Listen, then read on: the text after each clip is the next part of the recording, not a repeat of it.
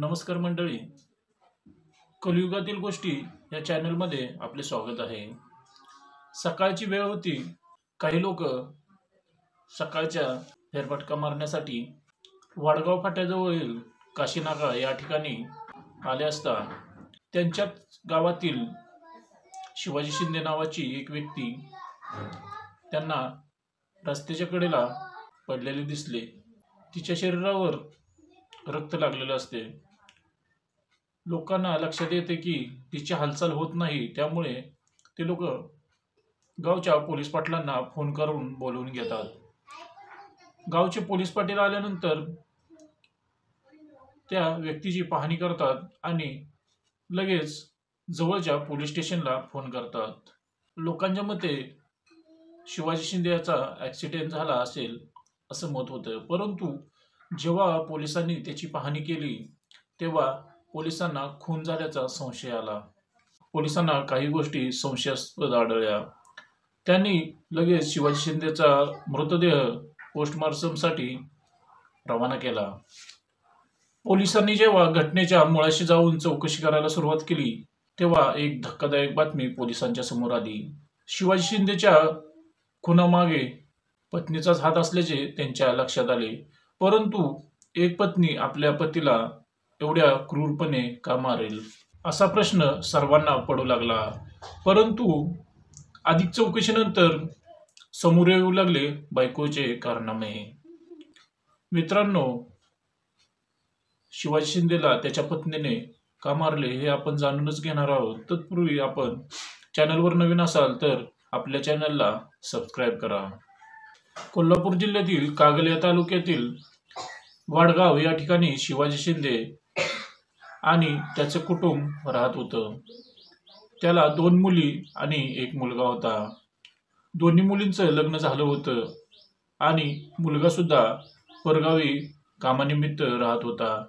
त्यामुळे शिवाजी शिंदे आणि त्याची पत्नी कांचन हे दोघेच वडगाव येथे राहत होते आणि कापशी या गावी शिवाजी शिंदेचे आई वडील राहत होते. शिवाजी शिंदे हा कापशी या गावी जाऊन काम करत असे आणि रात्री वडगाव या ठिकाणी मुक्काम येत होता. शिवाजी शिंदेने 2 मुलींच्या लग्नासाठी काही फायनान्स कंपनीकडून व्याजाने पैसे घेतले होते.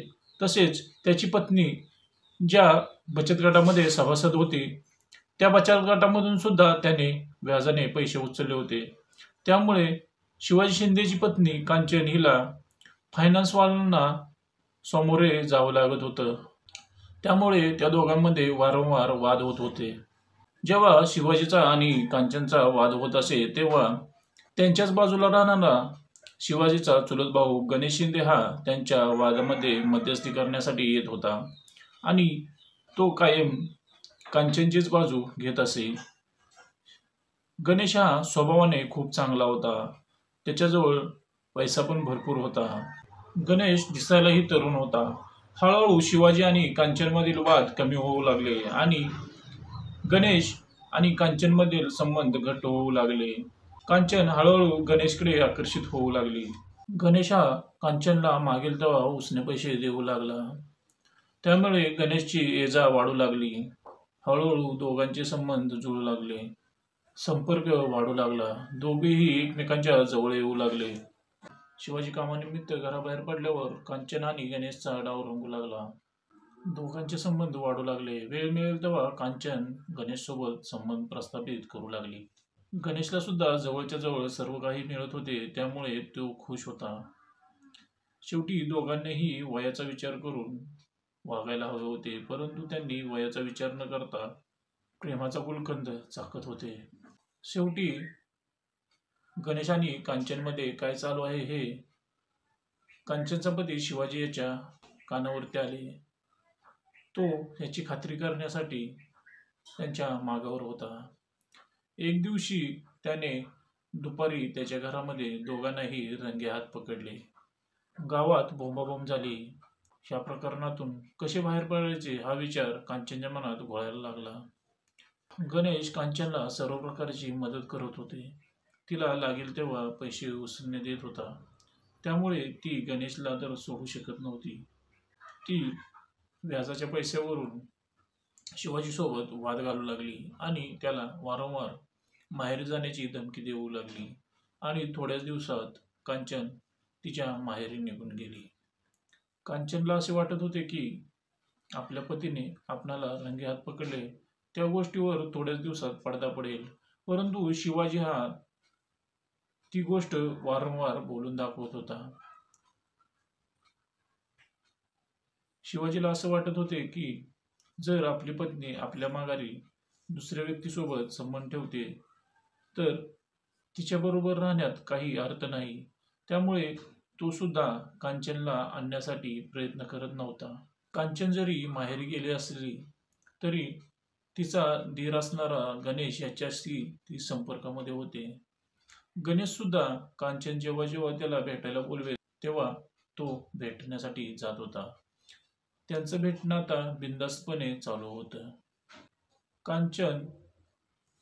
शिवाजी कांचनला सांगत होता की तू गणेशसोबतचे संबंध तोडून टाक, नाहीतर मी तुला आयुष्यभर गावाकडे घेऊन येणार नाही. परंतु गणेश हा कांचनला भडकवत होता. शिवाजीने तुला नाही सांभाळले तरी मी तुला आयुष्यभर सांभाळेन, असं गणेश तिला बोलला. हे ऐकल्यानंतर गणेश तिला हवाहवासा वाटू लागला आणि त्यांनी शिवाजीचा काटा काढण्याचा प्लॅन केला. एका रात्री शिवाजी हा कापशीमध्ये कीर्तनाचा कार्यक्रम असल्यामुळे तिथे जास्त वेळ थांबला होता. रात्री 11:30 वाजता गणेशने शिवाजीला फोन केला आणि फायनान्सचे पैशाबद्दल बोलायचे आहे आणि कांचनच्या माहेरी आपणाला जायचे आहे, म्हणून रात्री लवकर जाऊया असे सांगितले. रात्री 11:30 वाजता कांचन आणि गणेश त्याला घेण्यासाठी आले.